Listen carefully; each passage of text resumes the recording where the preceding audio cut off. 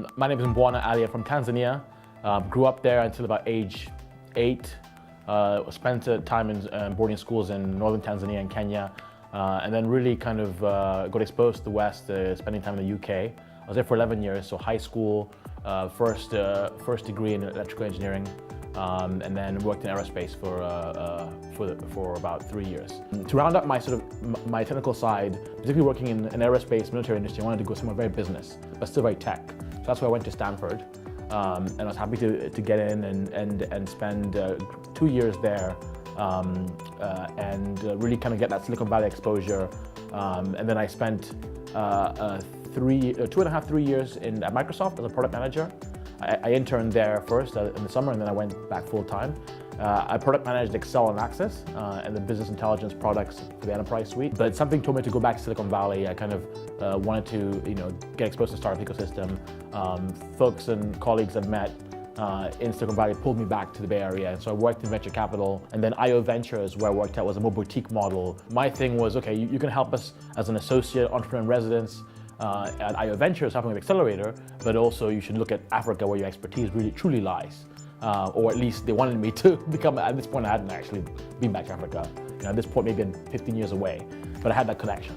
So I started building those connections, working on a startup myself, actually. I tried to build an e-commerce travel company. Didn't really work. And one of the main reasons, I actually blame the fact that my angel investor I got in Tanzania didn't understand how to grow and support a tech business. And that's where the light bulb went off. I was like, wait a minute, if the internet and general mobile adoption was growing in Africa and it was going to be the last frontier, there's going to be a need for venture capitalists on the ground to understand how to scale local businesses. So that was the first inkling of how I thought about how to maybe apply myself in the venture space in Africa. So this is about 2010.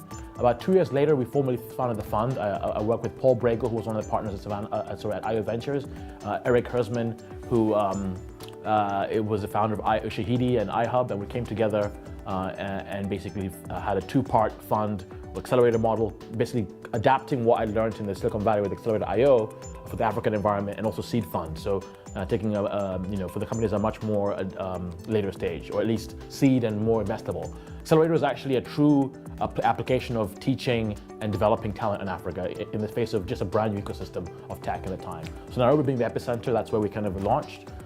Since 2012 and until now, we invested in 26 companies of the first fund. Those companies have raised cumulatively about $50 million from other investors outside of us in follow-on and co-investments. We've invested in Kenya as the main country with 9 investments, but Nigeria, South Africa, Ghana, Uganda, Zimbabwe, and Tanzania.